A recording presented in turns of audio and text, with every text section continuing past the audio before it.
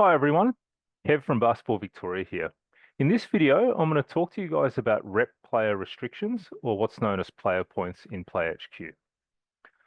If you're finding that in your domestic competition, some teams are being stacked with BJBL players and it's making your competition really imbalanced, you might find that introducing a policy such as this and utilizing this tool in PlayHQ might be the solution to your problem.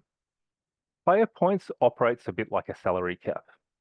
All players are assigned a player point value based on their VJBL level. So for example, VC players might carry 4 points.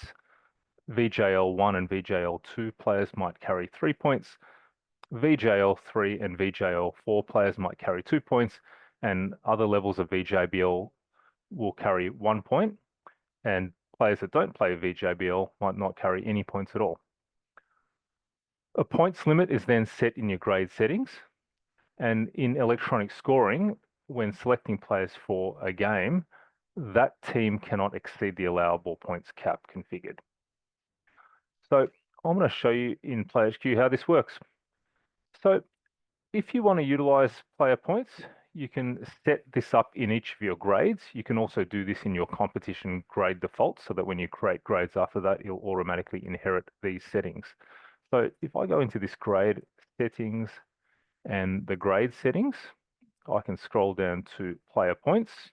I can turn this on, turn on the enforcement of this cap, and I might, in this example, I'll set my cap to 10 points per team.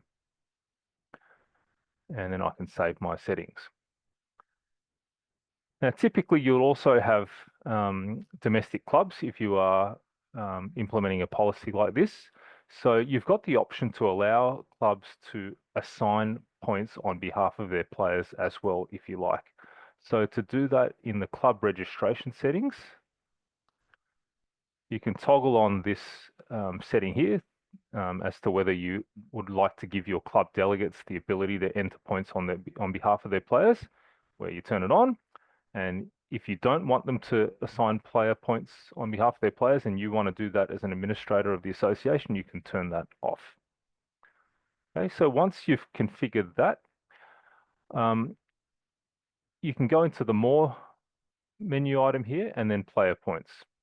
Now, in this example, I'm using the recently crowned WNBL champions for the 25 season, and I'm going to assign player points. So what you've got here is a listing of all the players in your association, and in the case of clubs, they'll be able to see all the players listed for their club that have registered.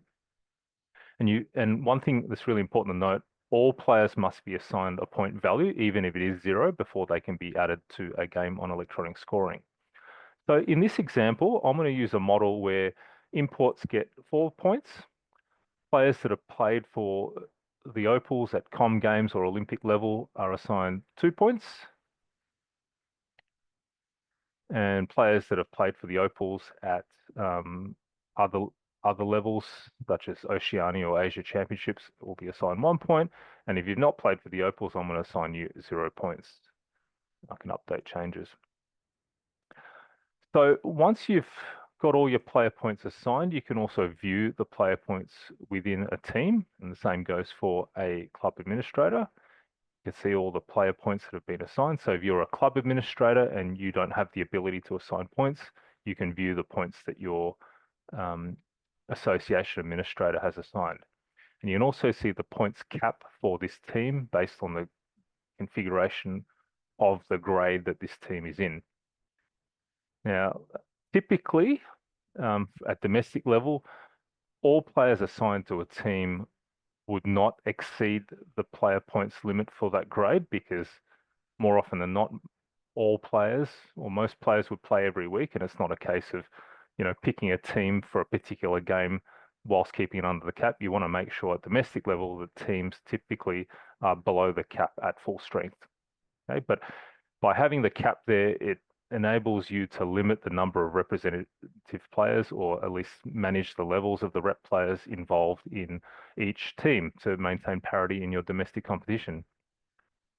So once points are assigned, I'm going to set up an electronic scoring session and show you guys how this is enforced.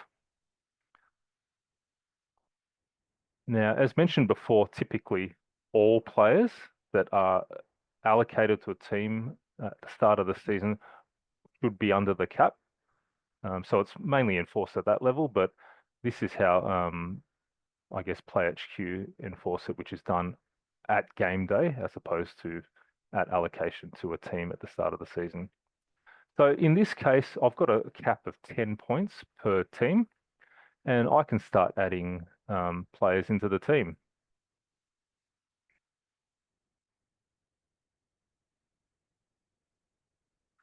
But as you can see here, all the players that I've added to the team have already reached the points cap.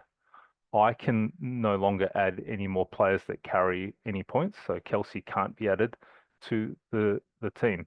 So that's how it is enforced in PlayHQ. But as mentioned, again, typically the team formation at the start of the season would be done in a way where the roster wouldn't exceed the cap because it is expected that most, if not all, players will play each week in the season.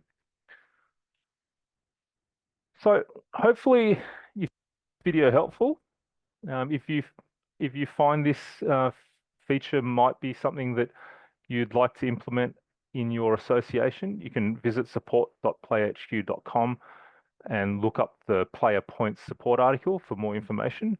Or if you require further assistance after that, please also visit support.playhq.com, scroll down a bit, hit the contact us button, and follow the prompts for basketball in Victoria.